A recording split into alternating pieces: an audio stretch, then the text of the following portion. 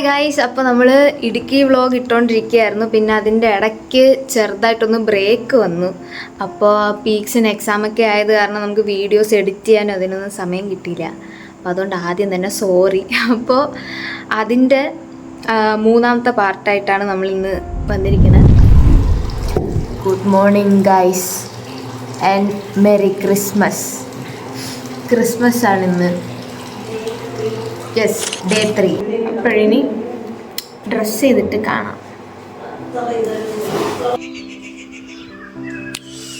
നമ്മൾ റെഡിയായി ഗൈസ്. ചെറുതായിട്ടൊന്ന് സമയം താമസിച്ചു. 6 മണിക്ക് യാത്ര ഇരിക്കായിരുന്നു. നമ്മളിപ്പോൾ 8:30 ഇനി അവിടെ ചെല്ലുമ്പോൾ നല്ല വെയിലായിരിക്കും. ഇപ്പോൾ വെയിൽ വന്നു തുടങ്ങി. പിന്നെ കണ്ണു തുറക്കാൻ പോലും പറ്റില്ല കേട്ടോ, നല്ല വെയിലാണ്. നമ്മളേതോ ഹിൽ ടോപ്പിൽ എന്തോ ആണ് പോവാൻ പ്ലാൻ ചെയ്തിരിക്കുന്നത്. പക്ഷെ ഉച്ചയാവും തോന്നുന്നു. എന്തരാവും അറിഞ്ഞൂടാ. എന്തായാലും പോയിട്ട് വരാം.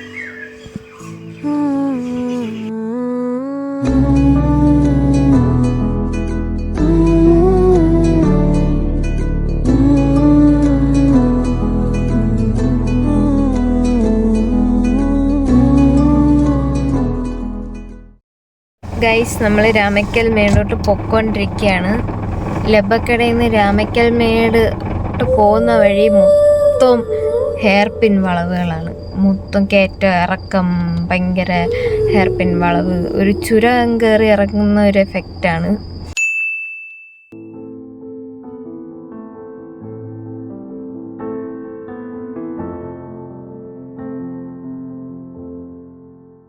രാമക്കൽ മേട് എത്തിക്കഴിഞ്ഞിട്ട് ഇൻ കേസ് നിങ്ങൾ നടന്നാണ് മല കയറി വ്യൂ പോയിൻ്റ് കാണാൻ പ്ലാൻ ചെയ്യണമെന്നുണ്ടെങ്കിൽ ഇതുവഴിയാണ് പോകേണ്ടത്. ഈ കുഞ്ഞു വഴി കണ്ട ഇത്രയും ചെടിയുടെ ഇടയിൽ കൂടെ ഇതുവഴി നടന്ന്. ഇല്ലെന്നുണ്ടെങ്കിൽ നിങ്ങൾക്ക് ജീപ്പ് ട്രക്കിംഗ് ഉണ്ട്. ജീപ്പ് ട്രക്കിംഗ് ആണെന്നുണ്ടെങ്കിൽ 1800 രൂപ കൊടുത്തിട്ട് ഒരു ജീപ്പ് റെൻ്റ് ചെയ്യാവുന്നതാണ്. എന്നിട്ട് അത് 1.5 മണിക്കൂർ എന്തോ ആണ് ജീപ്പ് ട്രക്കിംഗ്. നമ്മളപ്പോൾ ജീപ്പിലാണ് പോണത് രാമക്കൽ മേട്. കാരണം നടക്കാനാണെങ്കിൽ ഒരുപാട് ദൂരമുണ്ട്, ഒരുപാട് സമയം എടുക്കും. അപ്പം അതുകൊണ്ട് നമ്മൾ ജീപ്പിലാണ് ഇന്ന് പോണത്.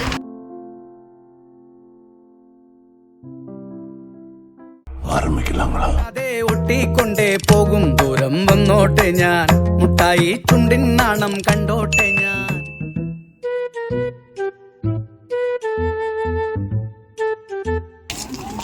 ഗൈസ്, ഇതാണ് ആമപ്പാറ. നമ്മളപ്പോൾ ആദ്യത്തെ മല കയറി മേളിൽ വന്ന് ഇവിടെ ആമപ്പാറ കാണാനായിട്ട് പോവുകയാണ് ഇപ്പോൾ നമ്മൾ.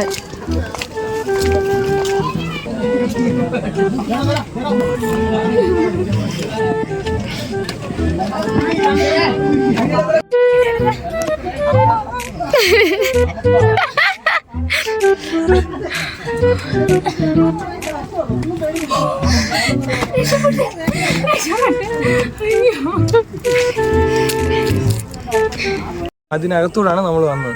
ശരിക്കും അതിനകത്ത് ഇങ്ങനെ ഉള്ളത് തന്നെയാണ്. ഞാനിവിടെ ജനിച്ചു വളർന്നത്. എൻ്റെ വീട് ഇതാ കാണുന്ന അവിടെയാ, താഴെയാ. അപ്പൊ ഞങ്ങൾ ചെറുപ്പത്തിൽ ഇങ്ങനെ വന്നുകൊണ്ടിരുന്ന, പിന്നെ ടൂറിസ്റ്റ് പ്ലേസ് ആയപ്പോ അതിനൊരു അഡ്വഞ്ചറും കൂടെ ആക്കി നമ്മൾ ഗൈസ്, ഇതാണ് ആമപ്പാറ. കണ്ടു, അവിടെ ആമയുടെ തല ഇതുകൊണ്ട്, അവിടെ ആമയുടെ വാല്, ഇത് ശരീരം. ഇതാണ് ആമപ്പാറ. ഇതിൻ്റെ അകത്തൂടെയാണ് ആമയെ പോലെ നമ്മൾ എഴഞ്ഞ് വന്നത്. ഗൈസ്, ഈ കാണുന്നത് കേരളമാണ്. ഇത് മൊത്തം കേരളമാണ്. ഇത് മൊത്തം. നമ്മളിനി അടുത്ത സ്പോട്ട് പോകാൻ പോകുന്നത് തമിഴ്നാടാണ് കാണാൻ പോകുന്നത്.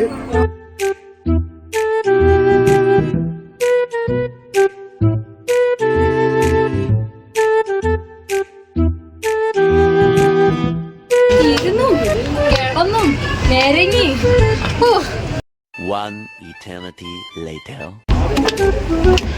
നമ്മൾ മാത്രമുള്ള നമ്മൾ മാത്രം ഇപ്പിൻ്റെ മേളിലുള്ളൂ. എന്താണ് പറയാനുള്ളത്? സൂപ്പർ. എനിക്ക് പേടിയാവണം ഇവിടെ നിൽക്കാൻ. ആമപ്പാറയുടെ അവിടെ ഉള്ളൊരു ഗാലറിയാണ് ഗൈസ് ഇത്. ഇത് ഏഷ്യയിലെ ഏറ്റവും വലിയ ആമയുടെ സ്റ്റാച്ചു ആണെന്നാണ് പറയണത്.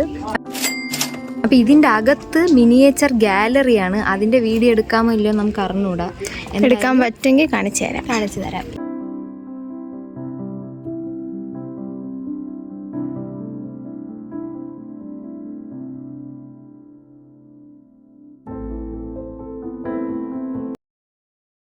ഇടുക്കി ഡാം, അതുപോലെ 3 കെട്ടുകളായി ഇടുക്കി ഡാമുള്ളത്.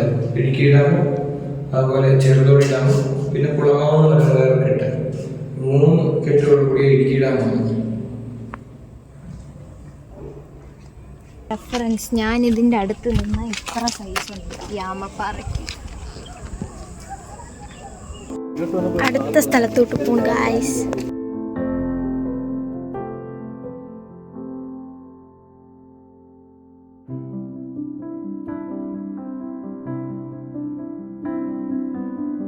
ഇവിടെ തന്നെയാണ് നമ്മൾ നടന്നു വരുന്നത്. ആ കല്ലിൻ്റെ മുകളിൽ കയറുന്നത് അതാണ് രാമക്കല്ല്. നമ്മൾ സീ ലെവലിൽ നിന്ന് 3600 അടി ഹൈറ്റിലാണ്. ഇത് 2 സെയിം ഹൈറ്റാണ്. നമ്മൾ മിനിയേച്ചർ ഗാലറി കണ്ടില്ലേ, അതുപോലെ ഒരു സെയിം ഹൈറ്റാണ് ഇത് തമ്മിൽ.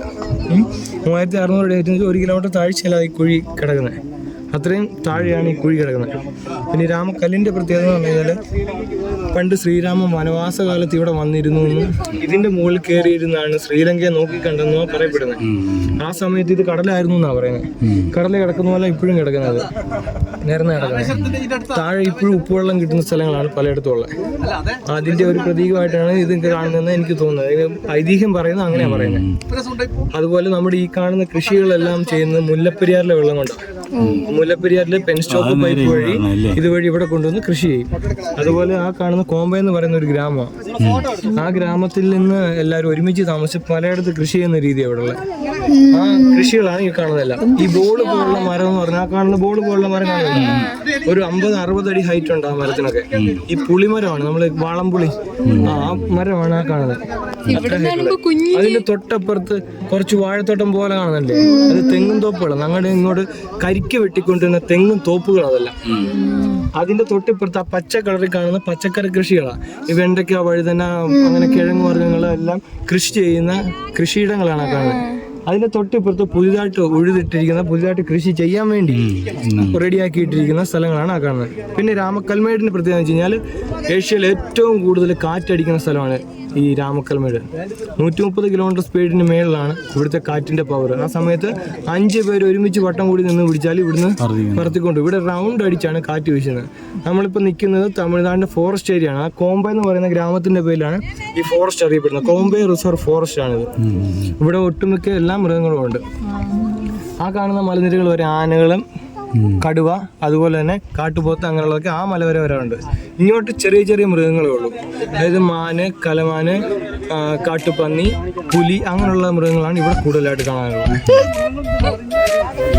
ഓ മുള്ളാലെ കുത്തല്ലേ നീ, മുൻകോപം കാട്ടല്ലേ നീ, ശോകത്താൽ നട്ടം ചുറ്റാൻ വയ്യ. ഗൈസ് കണ്ട, ഇവിടെ തമിഴ്നാടാണിത്. ഇതിൻ്റെ അപ്പുറത്തെ സൈഡിൽ അവിടെ കേരളം. പിന്നെ നമ്മൾ നേരത്തെ ആദ്യം പോയത് ദോ കാണുന്ന ആ മലയിലാണ് ആദ്യം പോയത്. അതാണ് ആമപ്പാറ. അവിടുന്ന് പിന്നെ നമ്മൾ ഇറങ്ങി ഈ മലയിൽ പോയി. ഈ മലയിൽ ഇവിടം വരെ ജീപ്പിൽ പോയിട്ട് ഇവിടുന്ന് നടന്ന് ദോ ആ പാറയുടെ അവിടെ ചെന്ന് നിന്ന് അവിടെയാണ് നമ്മൾ രണ്ടാമത് പോയത്. എന്നിട്ടാണ് ഇവിടെ കയറി വന്നത്. ഇവിടെ കുറവൻ്റെയും കുറത്തിയുടെയും സ്റ്റാച്ചു ആണ് ഉള്ളത് ഇവിടെ ഉള്ളത്. അത് ഫ്രണ്ടിൽ നിന്ന് കാണിച്ചു തരാം ഗൈസ്. ഹായ് പറ.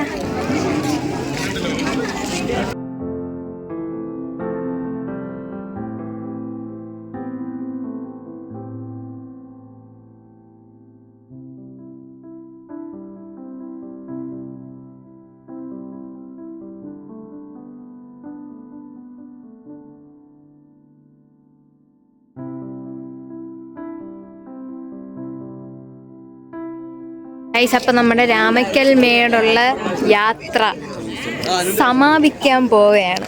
നമ്മൾ ഇവിടെ നിന്ന് ഇതാ ഇറങ്ങുകയാണ്. കാരണം നമ്മുടെ ജീപ്പിലുള്ളത് ഈ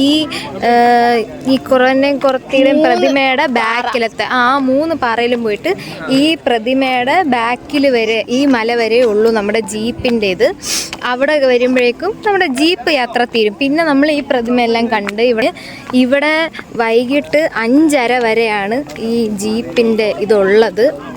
വരണം എന്ന് ആഗ്രഹമുള്ളവരെല്ലാം വന്ന് കാണണം. ഒരു once in a lifetime experience ആണ്. പിന്നെ ഈ ജീപ്പിൽ പോകുമ്പോൾ തന്നെ നമ്മൾ പറയുന്ന രീതിയിൽ അവർ വണ്ടി ഓടിക്കുള്ളൂ. എനിക്കിപ്പം ബാക്ക് പെയിൻ പ്രശ്നമൊക്കെ ഉള്ളതുകൊണ്ട്, പിന്നെ അമ്മയ്ക്കും ബാക്ക് പെയിൻ പ്രശ്നമൊക്കെ ഉള്ളതുകൊണ്ട് ആ ചേട്ടൻ പയ്യെ ഓരോന്നിലായിട്ട് നിർത്തി ഇറക്കി കയറ്റി ഇത്ര നേരം എന്തിനു പിടിച്ചോണ്ടിരുന്നു. പിന്നെ ഇങ്ങനെ അപ്പം ഇങ്ങനെ ബാക്ക് പെയിൻ ഒക്കെ ഉള്ളതുകൊണ്ട് ആ ചേട്ടൻ നിർത്തി ഇറക്കി കയറ്റി പയ്യെ പിന്നെ കുഴി ഇല്ലാത്തതൊക്കെ നോക്കി ഇങ്ങനെ എടുത്ത് അങ്ങനെയാണ് ആ ചേട്ടൻ ഫുള്ള് ഓടിച്ചത്. സ്ലോയിലാണ് പോയത്. നമ്മൾ ആദ്യമേ പോകണം എന്നുള്ളവർക്ക് സ്പീഡിൽ പോകാൻ പറഞ്ഞാൽ അവരൊന്നും നോക്കാതെ സ്പീഡിൽ കൊണ്ട് പൊക്കോളും. അതും വേറൊരു രസം. അങ്ങനെ നമ്മൾ ഇത് മൊത്തം സ്റ്റാച്ചുവിൻ്റെ അവിടുത്തെ സ്റ്റെപ്പ് മൊത്തം ഇറങ്ങി താഴെ വന്ന് കാറി കയറി